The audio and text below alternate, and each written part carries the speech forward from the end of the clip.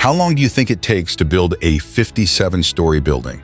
2 years, 3 years, or perhaps several dozen months with thousands of workers, concrete trucks, scaffolding, and cranes operating non-stop. In China, a 57-story tower was once assembled in just 19 days. Even more unbelievable, another 10-story apartment building was completed in exactly 28 hours and 45 minutes. And not just the structural frame, the walls, windows, balconies, plumbing, and electrical systems were all installed like giant building blocks. But is this truly a groundbreaking leap forward, or just a technological illusion? And if everything sounds so perfect, why does this construction method remain so controversial? Today, join Mandarin Tech as we explore the modular housing and 3D printing revolution that is shaking the global construction industry.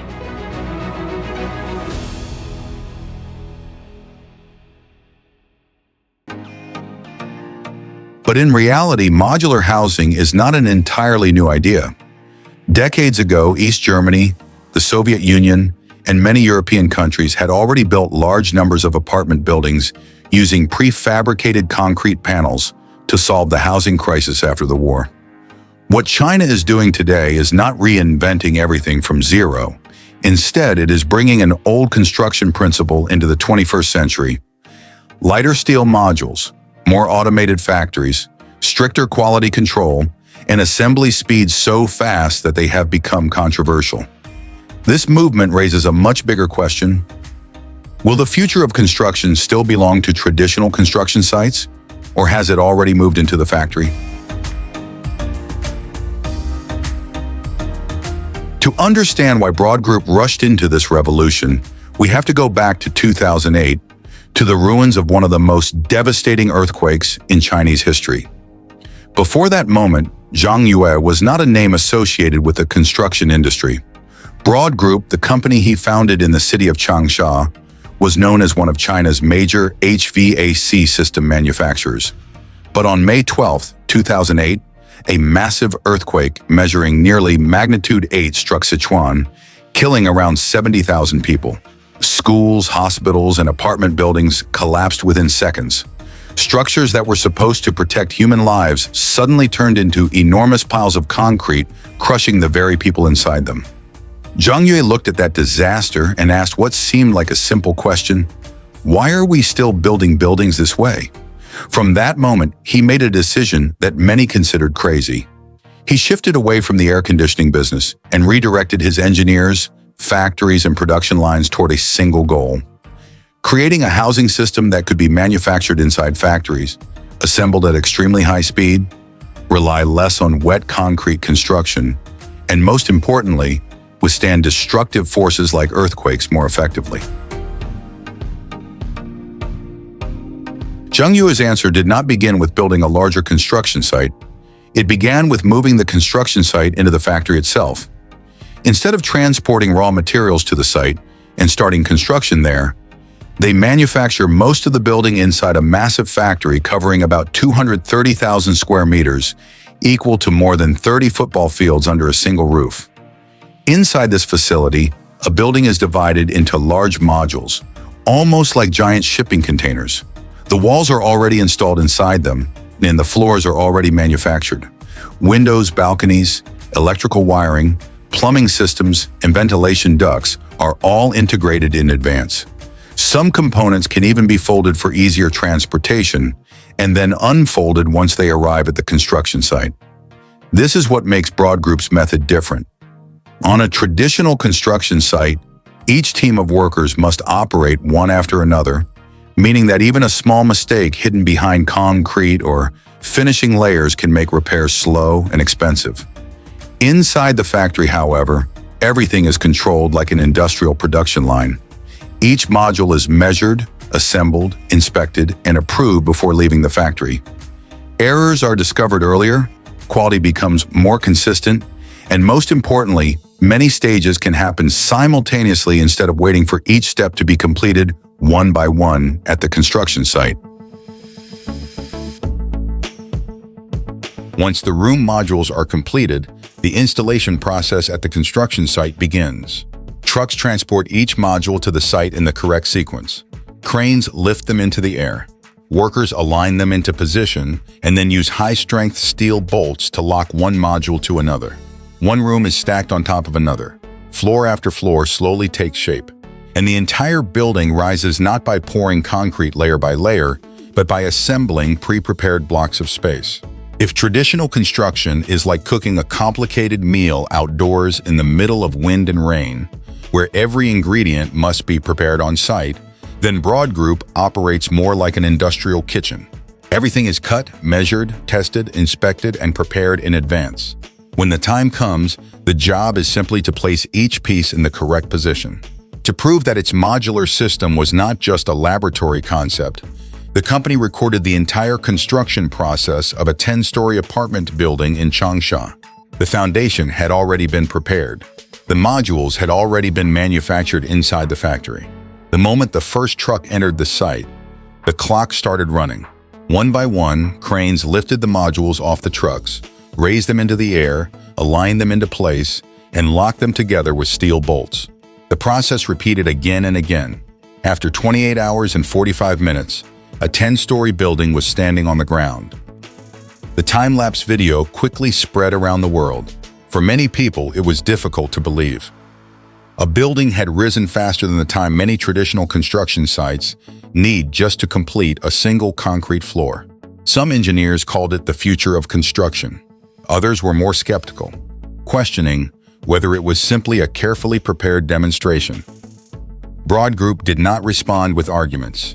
It responded with an even larger project. The next development was Mini Sky City, a 57-story tower around 204 meters tall, containing hundreds of apartments, office spaces, and commercial areas inside. If built using traditional methods, a structure of this scale could take years to complete. But with the modular system, sections of the tower were manufactured in advance inside the factory, and then transported to the site for assembly like a vertical production line. The result was 57 floors completed in just 19 days.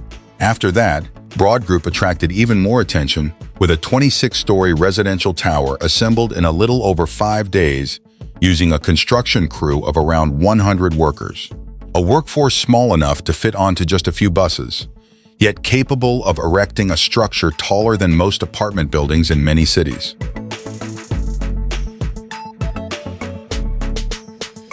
But speed is only the most visible part of the story. What makes Broad Group's system even more controversial is a deeper question. Can a building assembled this quickly really be safe? A building erected in just a few days means very little if it cannot protect the people inside it for decades to come. For that reason, Broad Group shifted its focus towards steel modules. From a mechanical engineering perspective, steel has better ductility than concrete. It can absorb part of the energy from external forces, deform slightly under load, and then distribute those forces through the structural frame and its connections. Because of this, the system may be particularly suitable for regions exposed to earthquake risks. Not only Sichuan, but also places such as California, Japan, Turkey, Indonesia, and the Philippines, where millions of people live in densely populated cities built on geological zones that are never completely quiet. Broad Group has also made an even bolder promise: a structural lifespan of up to 1,000 years. That number sounds almost unbelievable when compared with many modern concrete structures, which are typically designed for service lives ranging from several decades to a little over a century, depending on design standards, environmental conditions, and maintenance practices.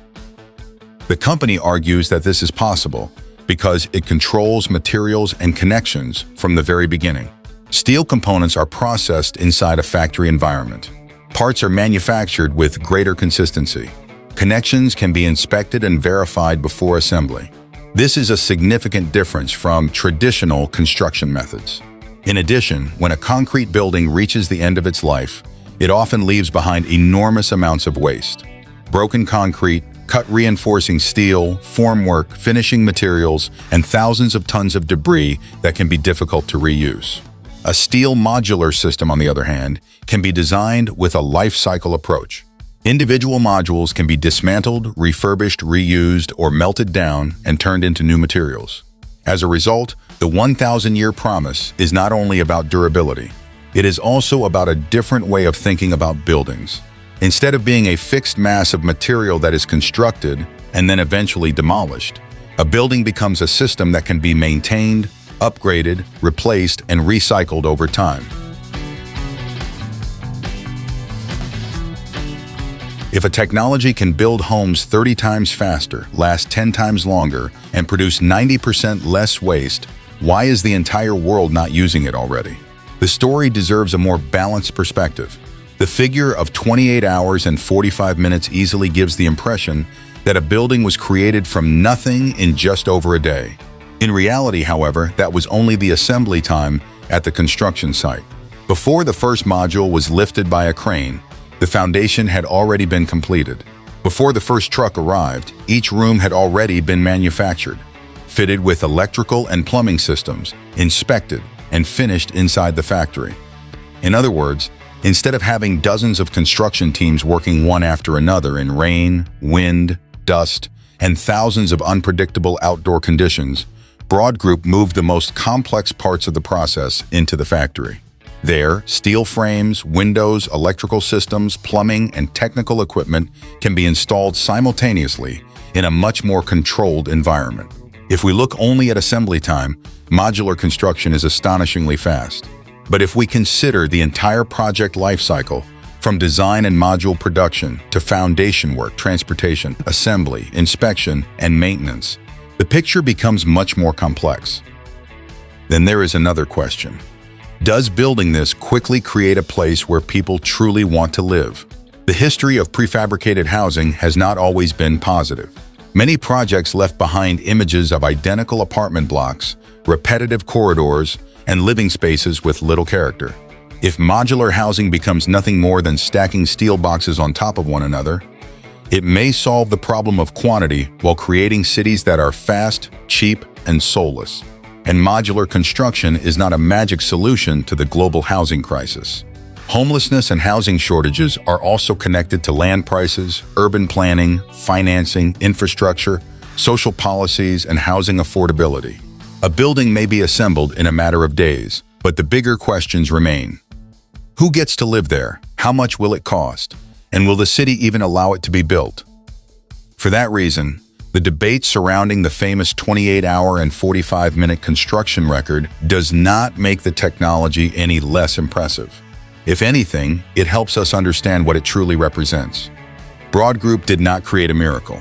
What they did was change where construction happens, from a chaotic outdoor job site to a controlled factory production line. And perhaps that is the real revolution. However, modular housing is not the only path in China's new construction revolution. While Broad Group manufactures rooms inside factories and then assembles them like giant Lego blocks, another even more ambitious technology is emerging: 3D printed housing.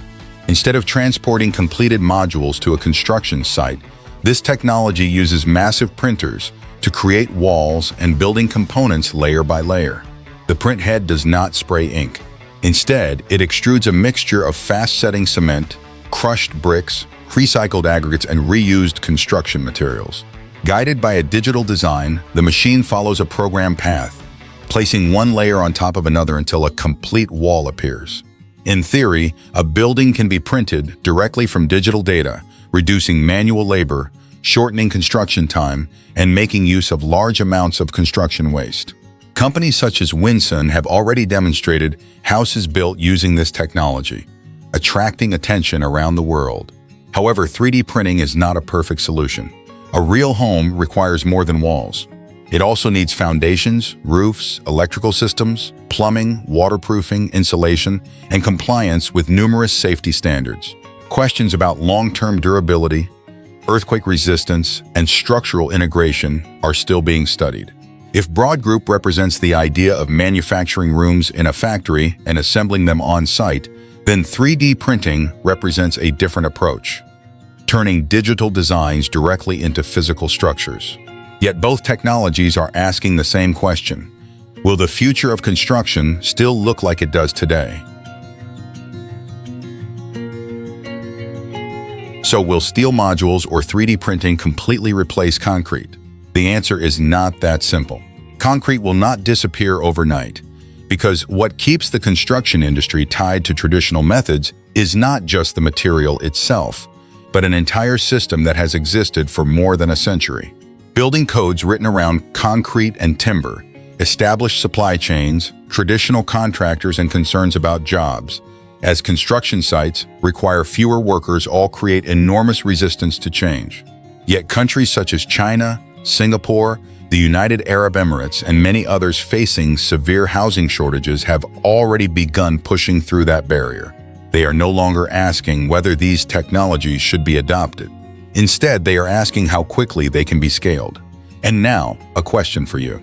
If a building could be assembled in 28 hours, withstand a major earthquake, and potentially last for centuries, would you be willing to live in it?